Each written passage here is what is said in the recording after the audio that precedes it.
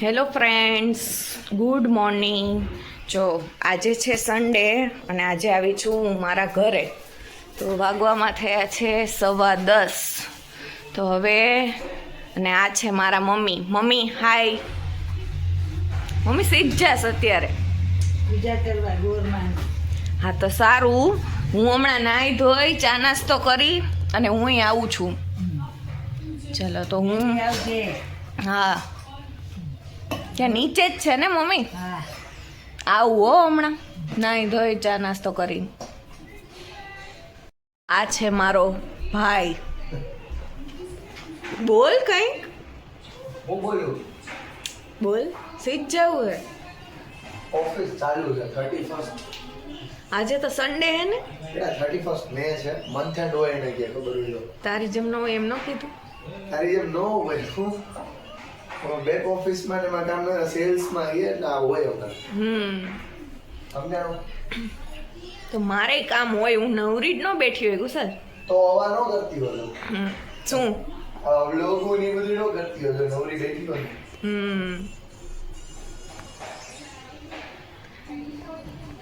હું હવે નાઈને રેડી થઈ ગઈ છું. તો હવે આપણે નીચે જશું ગોરમાની પૂજા કરવા. જો તો તમે જોઈ શકો છો અમારા એપાર્ટમેન્ટની નીચે જ ગોરમાં મસ્ત રીતે સજાવેલા છે. અને અમારા જે એપાર્ટમેન્ટની લેડીઝ, મારા મમ્મી અને આંટી બધા ગોરમાની પૂજા કરે છે. તો જો તમે જોઈ શકો છો કેટલું સરસ રીતે સજાવેલા છે.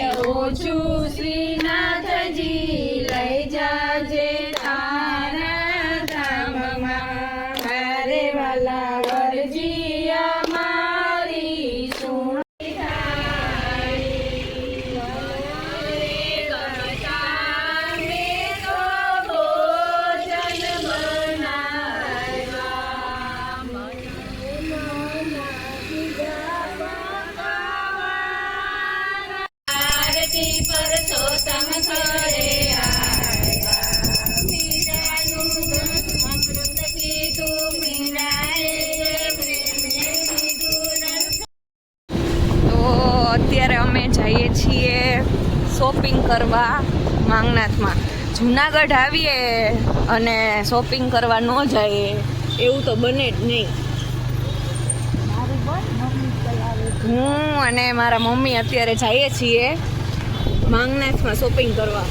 જુનાગઢમાં માંગનાથ એટલે ફેમસ શોપ કે જ્યાંથી જે કોઈ જુનાગઢ આવે એટલે માંગનાથ શોપિંગ કરવા તો જવું જ પડે.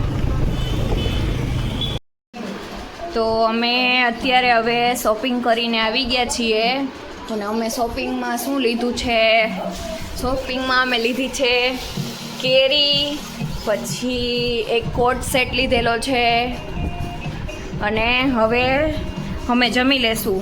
તો અત્યારે મારા જમવામાં છે મસ્ત મજાનું વટાણા બટેકાનું શાક, પછી રસ, રોટલી અને સવારે આપણે ગોરમાની જે પૂજા કરી અને તેમાં આપણે રવાનો શીરો ધરેલો હતો. તો શીરો અને એની સાથે છે ફ્રાઈમ્સ. અને મમ્મી પરસોત્તમ મહિનો રહી છે એટલે મમ્મી અહીંયા જુનાગઢની ફેમસ આપણે પેટીસ લઈ આવેલા છે. એ પેટીસ અને લચ્છી અને સાથે છે તારક મહેતા. તારક મહેતા જોયા વગર તો જમવાનું ગળે જ ના ઉતરે. હેલો ફ્રેન્ડ્સ, તો અત્યારે પડી ગઈ છે રાત અને અત્યારે હવે ડિનરમાં આપણે બનાવશું છોલે ભટુરે, જે મારા મમ્મીના સ્પેશિયલિસ્ટ છે.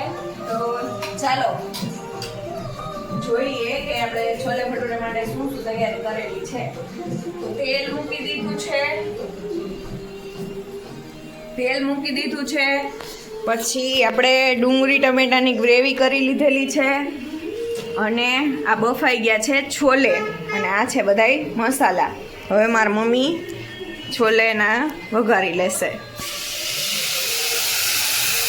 તેલમાં નાખી દીધી છે ડુંગળી ટમેટાની ગ્રેવી. ત્યારબાદ એ ગ્રેવીને થોડી વાર આપણે ચડવા દઈશું જેથી તેનો કાચો સ્વાદ જતો રહે. ત્યારબાદ તેમાં આપણે બધાય મસાલા એડ કરી દઈશું. મરચું, હળદર,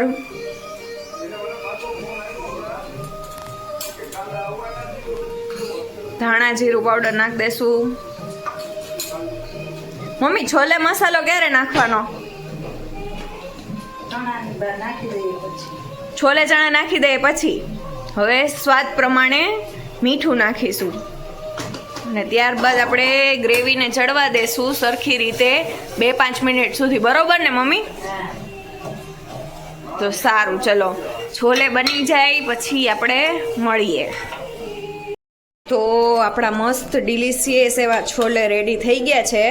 તો આપણે પપ્પાને ચખાડીએ અને જોઈએ કે તેને કેવા લાગ્યા.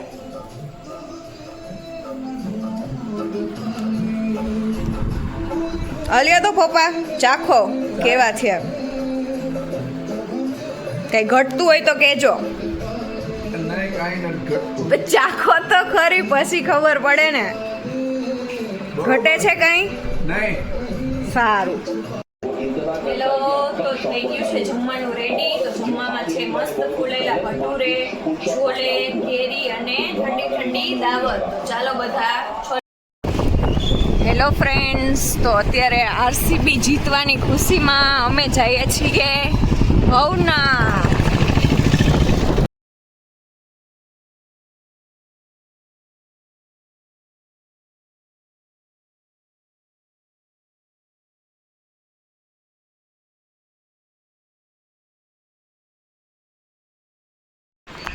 તો અમે હવે ઘરે આવી ગયા છીએ ભવનાથથી અને અમે હવે ખાસું ઠંડુ ઠંડુ આઈસ્ક્રીમ.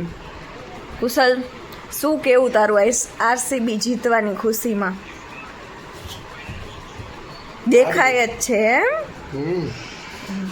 તો કુશલ એમ નહીં તો તારી તરફથી આઈસ્ક્રીમ ખવડાવવાનું હોય. સેલેરી ક્રેડિટ નથી દે. એમ નહીં, તારી તરફથી આઈસ્ક્રીમ ખવડાવવાનું હોય. સેલેરી ક્રેડિટ નથી. તું આરસીબી નો ફેન છો ને? આઈસ્ક્રીમ મમ્મી તારી હાટુ આઈસ્ક્રીમ લઈ જા. ભલે મારી તરફથી છે હો.